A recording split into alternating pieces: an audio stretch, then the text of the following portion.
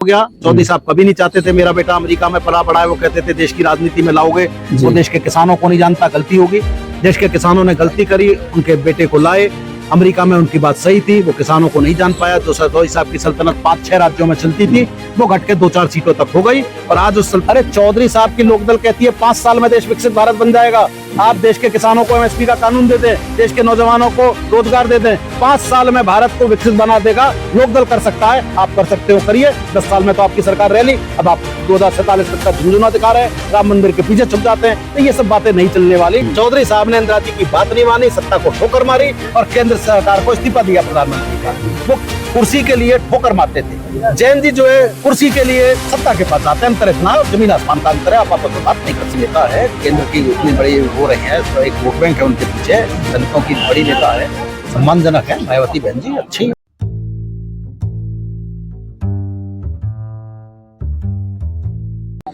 नमस्कार, आदाब, जय भीम, जय जोहार। मेरा नाम है पवन कुमार। हमारे साथ चौधरी सुनील जी बैठे हुए हैं।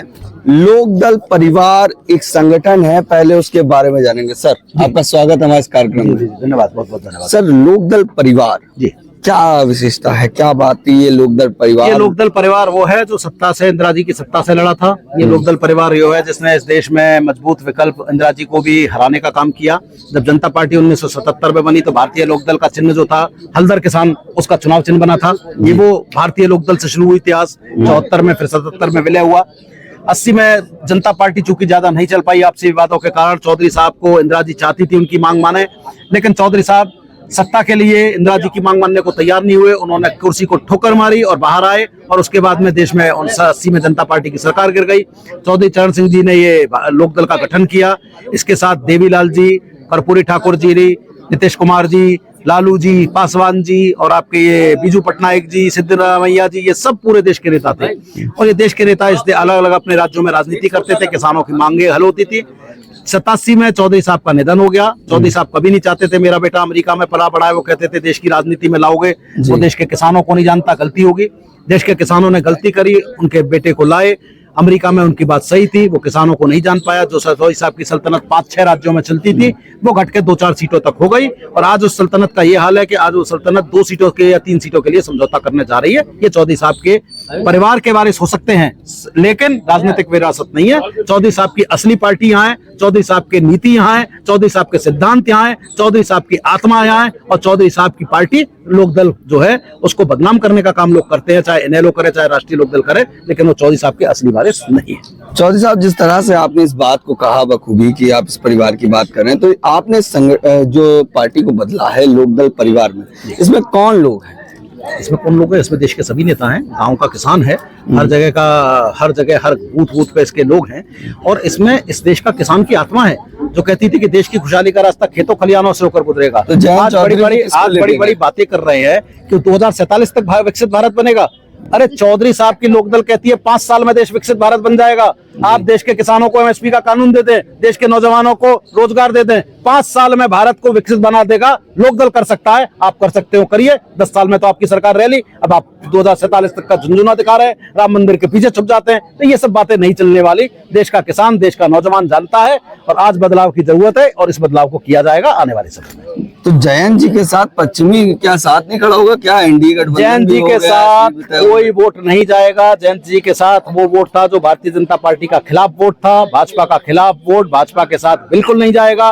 भाजपा के नेताओं ने जिस फायदे के लिए समझौता किया, उनको कोई फायदा नहीं मिलेगा। जयंत जी को फायदा जरूर मिलेगा, जयंत जी सांसद बन जाएंगे, मंत्री बन जाएंगे अगर सरकार बनी तो, लेकिन भाजपा को कोई फायदा होने वाला नहीं है। इतनी टाइम से मीटिंगें हो रही थी, आए दिन कॉन्फ्रेंस हो रही थी जी, मगर मुझे इस बात पे जानकारी आपसे चाहिए थी कि कॉन्फ्रेंसों में, मीटिंगों में सीटों की बात इंडिया अलायंस में तय नहीं थी जी, कि जिसके कारण बस आज जितनी भी टीमें थी जो इंडिया अलायंस के साथ थी वो अलग होते हुए दिख रही है। देखिए, इंडिया अलायंस में जिस तरह से कर रहे हो, उनके अपने अपने बड़े बड़े दल है, कोई राष्ट्रीय स्तर पे, कोई क्षेत्रीय स्तर पे, उनके कहीं ना कहीं कुछ सीटों की टकराव थी, वो दूर हो जाएगा समय के साथ में। दूर बात तो देश हित की बात कर रहे हैं। नहीं, अभी धीरे धीरे ममता जी भी आएंगे इंडिया अलायंस में। तो ममता जी भी बाहर नहीं है, वो नीतीश जी तो भाजपा के एजेंट थे, उनका तो कोई मतलब ही नहीं है। जैन जी भी भाजपा के साथ थे, 2009 का चुनाव वहां से जीते थे, इनका कोई मतलब ही नहीं है, ये इंडिया के थे ही नहीं, ये भाजपा के ही थे। तो ये लोग तो वैसे ही भाजपा के साथ थे, चाहे नीतीश जी हो चाहे जैन जी हो। तो इनसे कोई उम्मीद मत करें। हाँ, बाकी दो दल आएंगे साथ और इंडिया गठबंधन। चिराग पासवान जी की बात कर लेते हैं, बिहार से एक बड़ी दावेदारी पेश कर रहे हैं कि उनके साथ पिछड़ा हो किसान चिराग बहुत साथ जी है। को चाहिए कि वो लोकदल की तरह इंडिया गठबंधन के साथ जुड़े हैं। उनके पिताजी रामविलास पासवान जी लोकदल के साथ थे, किसान नेता थे, पहले चौधरी साहब के साथ रहते थे। अगर वो इंडिया गठबंधन में आएंगे तो उनका स्वागत है, अच्छा लगेगा।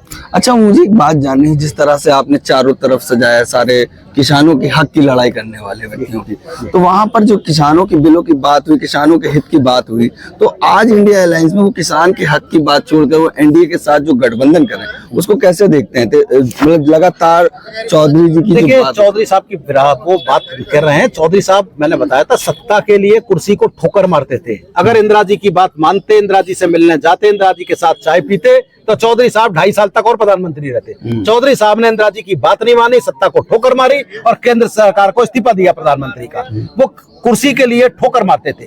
जैन जी जो है कुर्सी के लिए सत्ता के पास जाते हैं। अंतर इतना और जमीन आसमान का अंतर है, आप आपस में बात नहीं कर सकते। तो मतलब बसपा सुप्रीमो जिस तरह से इस बात को कहते थे, दिल मिले ना मिले हाथ मिलाते चलो, और आपने भी एक बात कही कि बसपा भी कहीं ना कहीं इंडिया अलायंस में शामिल हो। आएगी, आने वाले समय में आएगी, हमें सब पूरा विश्वास। अच्छा, अगर बसपा आती है जी तो क्या दलित मुस्लिम कॉम्बिनेशन, उसके साथ किसानों का जो साथ आना जी 2024 के चुनाव में पलट सकती है राजनीति? देखिए, चौधरी साहब ने एक और पार्टी बनाई थी बीच में, जिसका नाम था दलित मजदूर किसान पार्टी। जी, और जो आप समीकरण कह रहे हैं वो वही है, दलित मजदूर किसान। तो अच्छा। देश का दलित मजदूर किसान जब साथ आएगा तो बहुत बड़ा परिवर्तन होगा। ठीक है। मायावती को किस तरह से देखते हैं 2024 बहुत बड़ी नेता है भाई, बहुत बड़ी नेता है। केंद्र की इतनी बड़ी हो रही है, तो एक वोट बैंक है उनके पीछे, दलितों की बड़ी नेता है, सम्मानजनक है मायावती बहन जी, अच्छी नेता है।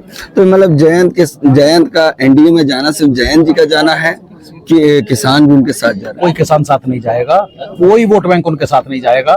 उनके नेता भी कुछ साथ चले जाएंगे, जो इनको राज्यसभा चाहिए, जय विधान परिषद चाहिए, कोई नहीं जाने वाला। जैन जी को भाजपा में जाके आराम तलब राजनीति हो जाएगी, मंत्री बन जाएंगे। अगर सरकार बनेगी तो हो सकता है कुछ और बन जाए उनके मंत्री, बाकी जैन जी का कुछ होने वाला, मतलब वोट बैंक के नाते कोई वोट बैंक जाने वाला नहीं है। पश्चिमी यूपी की अगर राजनीति की बात करें, जिस तरह से आप बात को रख रहे हैं, और पश्चिम में अगर देखा जाए तो बसपा और जब जैन जी साथ में थे तो एक अच्छा वोट बैंक बनता था।